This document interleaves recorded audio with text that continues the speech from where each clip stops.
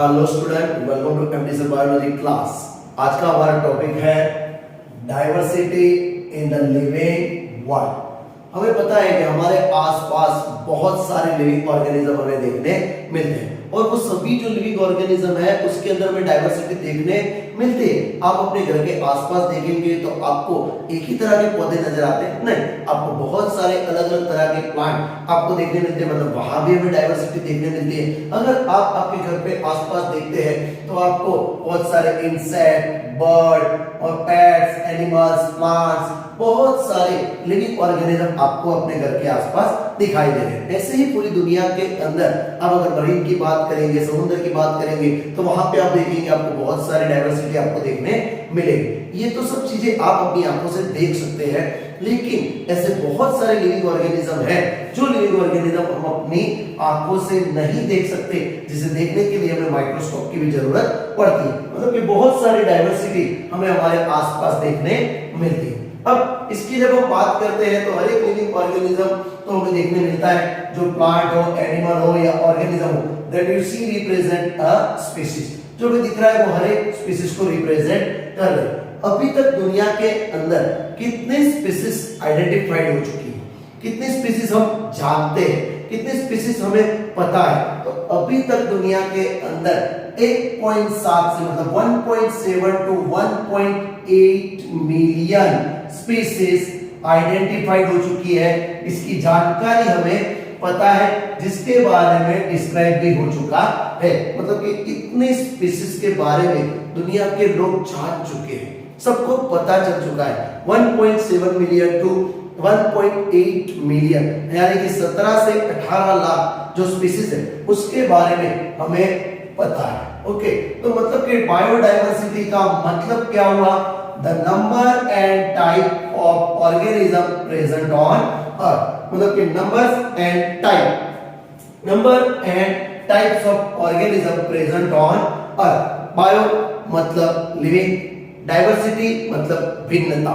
मतलब क्या हुआ कि भिन्न भिन्न स्वरूप के बहुत सारे लिविंग ऑर्गेनिज्म हमें अर्थ पे पाए जाते हैं। उसी को हम सिंपल वर्ड्स के अंदर बायोडाइवर्सिटी कहते हैं। दोस्तों, तो आप समझ गए होंगे कि बायोडाइवर्सिटी क्या है। अब बायोडाइवर्सिटी की जब हम बात करते हैं उस टॉपिक से थोड़े आगे निकलते हैं तो देखते हैं कि हर एक जो लिविंग ऑर्गेनिज्म आपको आपके घर के आसपास दिख रहा है, वो बेसिक सी बात है कि आपको कोई प्लांट दिख रहा है या तो फिर आपको कोई एनिमल दिख रहा है, तो आप उस प्लांट या एनिमल को आपके एरिया के हिसाब से लोकल नाम से पहचानते हैं।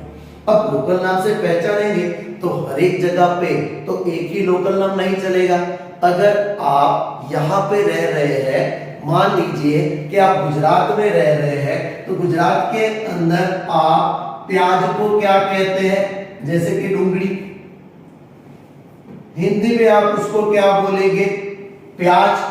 अब ये हर एक जगह पे अलग अलग नाम से पहचाना जाएगा एरिया के हिसाब से। तो कुछ ऐसा होना चाहिए जिससे पूरे वर्ल्ड में एक ही नाम से उसको पहचाना जा सके। तो दोस्तों देखते हैं कि ऐसा कुछ फाइंड आउट हुआ है।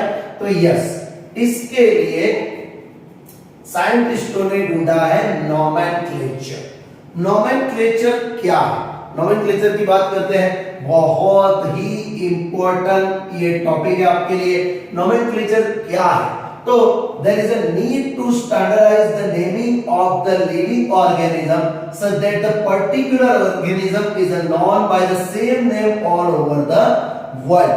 मतलब कि हमें एक ऐसा नाम चाहिए जो पूरी दुनिया में एक ही नाम से पहचाना जाए। मतलब कि पूरी दुनिया में आप अगर बोलो तो वो पता चल जाए, या तो अगर सर्च करो तो उसी से पता चल जाए। जैसे कि आप प्याज बोल रहे हैं, गुजराती के अंदर डूंगरी बोल रहे हैं, लेकिन अगर आप बोलेंगे एलियम सेपा,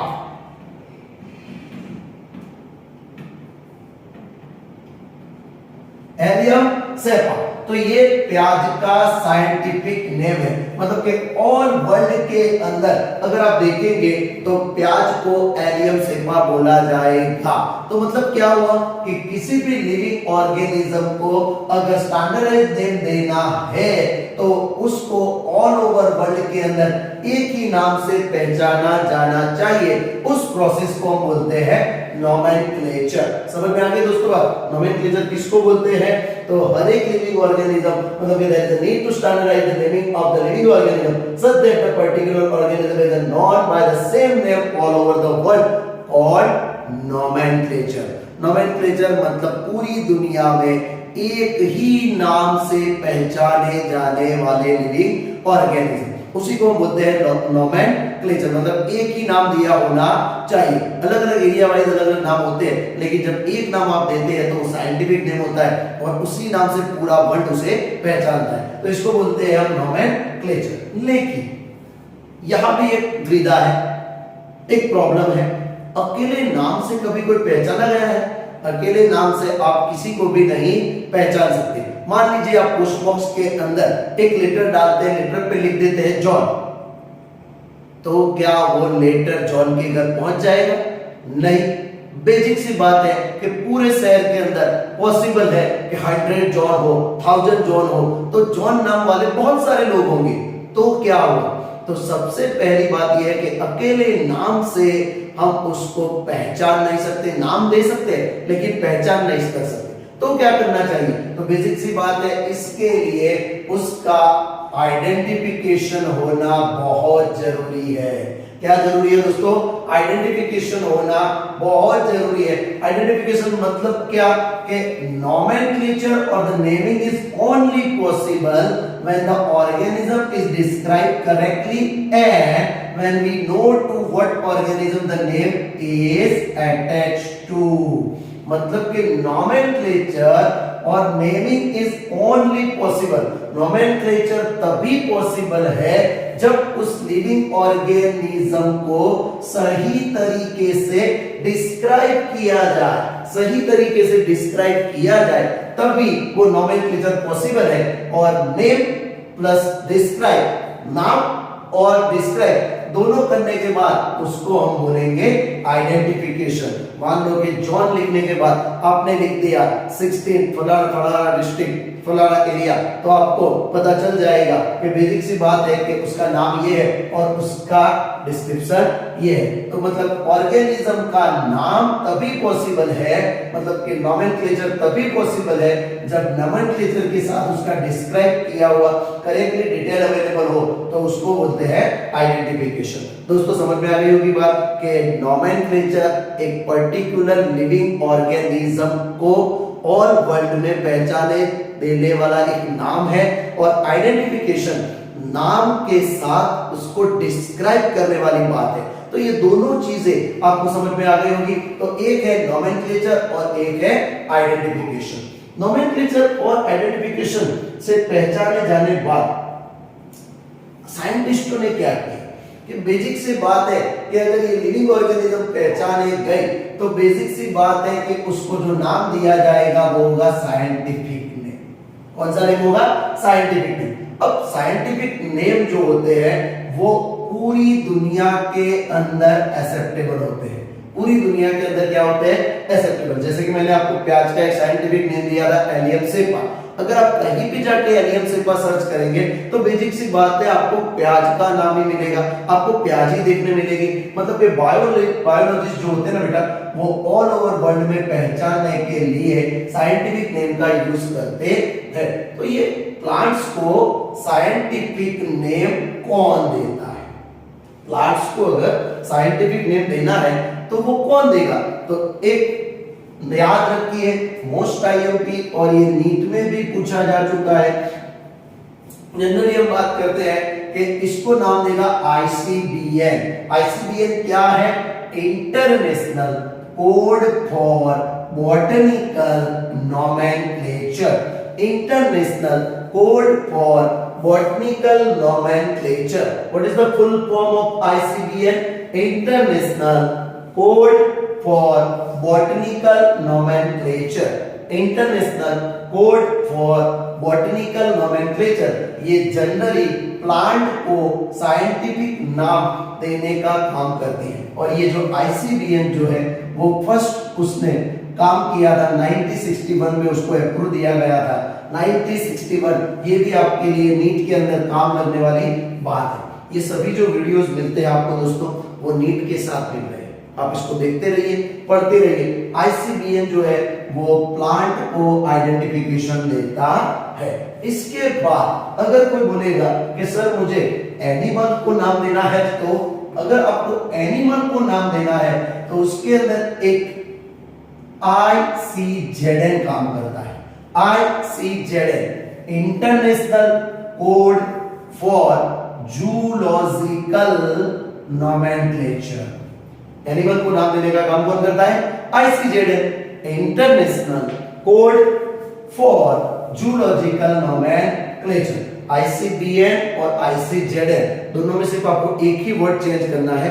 अगर प्लांट्स को नाम देना है तो बॉटनिकल, और एनिमल को नाम देना है तो जूलॉजिकल। ये दोनों नाम आपके लिए एमसीक्यू के अंदर बहुत ही इंपॉर्टेंट है, तो आप इसको देखते रहिए और इसको पढ़ते रहिए, जिससे आपको पता चलेगा।